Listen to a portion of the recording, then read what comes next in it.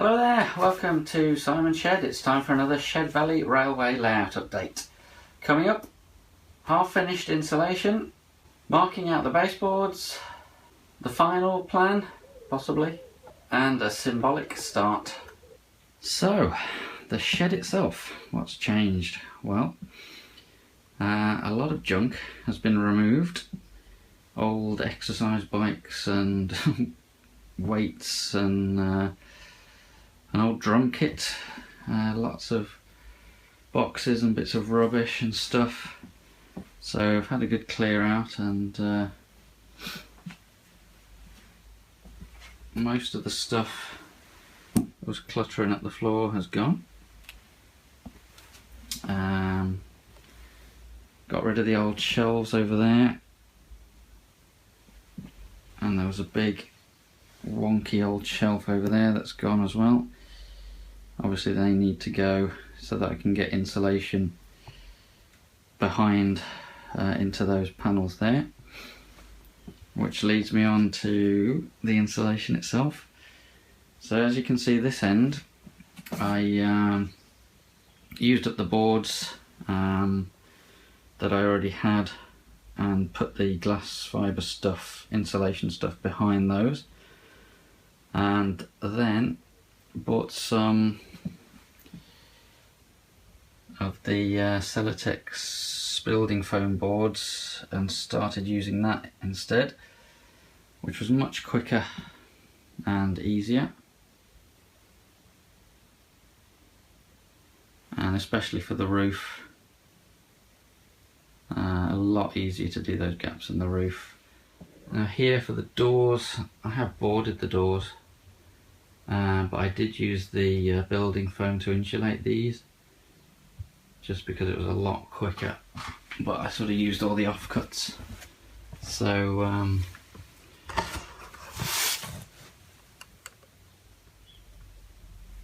you can see there that behind the boards is the foam, and as you can see, it shuts nice and tightly. It's made the doors a lot more solid.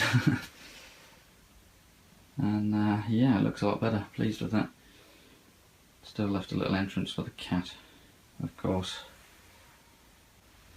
and toyed with the idea, as you can see, of just painting the whole thing in this misty blue colour, whatever it's called.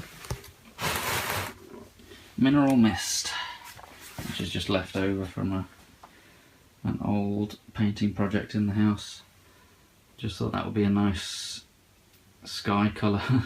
Paint the whole thing in that colour perhaps, and then whatever angle I'm shooting from, the background will be a nice whitey bluey grey colour, so that it looks, you know, you can't see the join, as it were.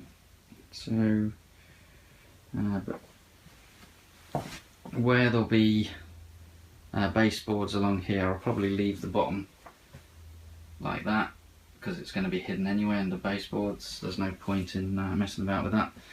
And then probably just put quite a high backboard along there, as I say, paint it all that colour, and then also stick on, similar to Bodmin Woods, stick on a back scene as well, and try and blend the two together. So one of the things I spotted while I was tidying up was this old Ikea storage unit, which is on casters, and it's just the right height to go underneath baseboards. So I might well buy some more of these, or try and make some, and because now that I've lost the shelves, I need some storage underneath. But obviously I need to be able to get underneath to do all the wiring and stuff, so I just thought that'd be a good idea for storage. Put a load of these underneath the baseboards and just wheel out when I need to get stuff out, or when I need to get access underneath.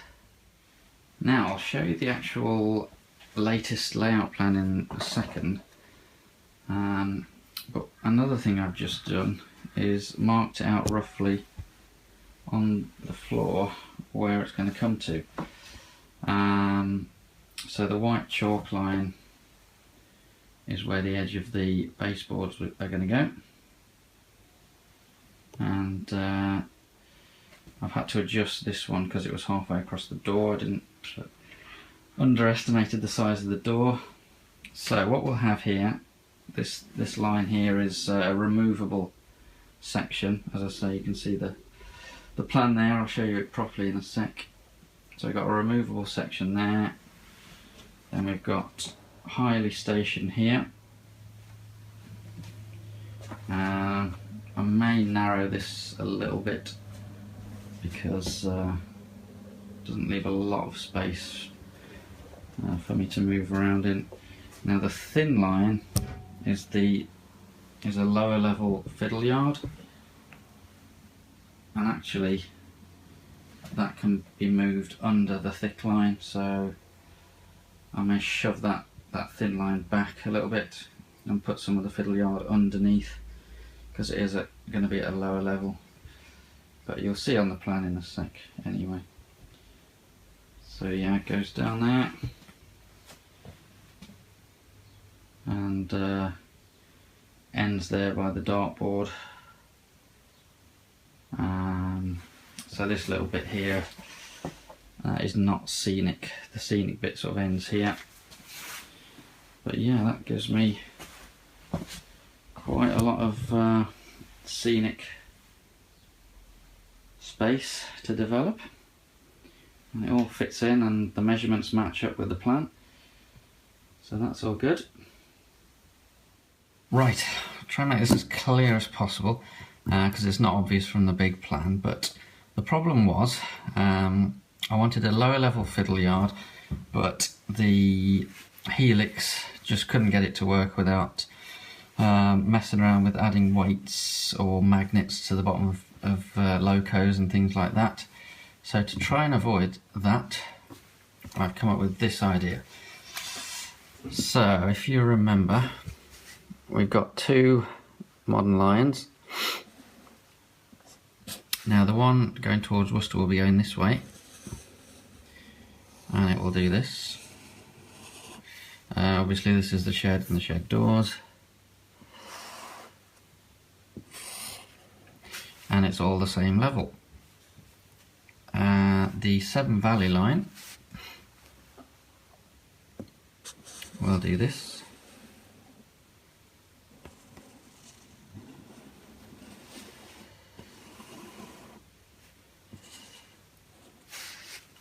And it can go in either direction, and it's all the same level, so we've got no lower level fiddle yard just yet. The scenery will probably be this bit, and this bit will be hidden away. So this is the Severn Valley line, like this, so it ends there and it ends there. Now this section is the removable bit, just so I can get in and out. So we've got a removable bridge bit there, and the solution is the other modern line, which is going this way, which is towards Birmingham, so the trains will be going this way. They will then, once they get off the scenery, go down a helix to a lower level, so that will drop down about 10 centimetres. Because it's going downhill, we shouldn't have any problem at all. So it goes along underneath the baseboard. It's going to split off into a fiddle yard, as I say, at a lower level. Now at this point it will start rising again, so the purple is underneath the other track, underneath the baseboards. It'll do this underneath the baseboards, and only when it gets back to here, after going through what, sort of 11-12 metres of track, it'll have gained the 10 centimeters it needs. So you obviously got sort of 1 to 110, 1 to 120 slope, which is really gentle. So the first point is, any locos going around this outer loop won't have to bother with any gradients. Any locos on the Severn Valley line won't have any gradients. It's only locos that go along this line that will have the gradient to deal with as they go back up here. So I'll just make sure that on that line I run trains that can cope with that gradient. And the fiddle yard, I'll just get back trains out, and for example, if some of them need some help getting up this slope, even though it is quite gentle, I'll just get a sort of banker engine to give it a shove, get it up the slope, and then there'll be lots of various points so we can switch over from one line to another, and it'll come up there and get onto the Severn Valley line, and it'll be able to loop round, and vice versa when I want to park stuff up in the fiddle yard. So hopefully that makes sense. Now let's have a look at the real plan. And there it is. So since I laid it out in the shed, I mentioned I have pushed this is the lower level fiddle yard, the purple track. The purple track is the lower track, and I've pushed it under the board a bit to give more space here, as I said. And let's start at this end. This is the Severn Valley line, is this line here, and I have changed the station to Arley. The reason being it just fits in easier, and this is supposed to be Victoria Bridge, and Arley does come after Victoria Bridge. It just fits better with the plan, really. There's too much at Highley going on with the engine house and stuff that I couldn't fit in, so I have simplified this, and I'm confident that this is, confident enough to build the frame that this isn't going to change anymore. I was surprised at how wide the river turns out to be when you scale it up. So we're going to have the river coming from here under Victoria Bridge. This bit will be the higher point in terms of the landscape, so I think it'll be a really good view looking from this way. You'll see the bridge and the trees up on the bank there. That'll be good. So yeah, we've got Arley Station here. In reality, the station building is here. I've put it this side just so you can see it. Flipped it onto the other platform, otherwise you'll just be looking at the back of it, which is a bit naff, so I'm prepared to make that sort of change just to make the model look better. Obviously the track will be, the platforms will be curved round to match the track. That's just to sort of represent it. This is a road bridge and a little road, which is in reality what it is. It comes into Arley Station under that little road bridge, and there'll be some more detail to fill in here, and there'll be fields here and a little yard here.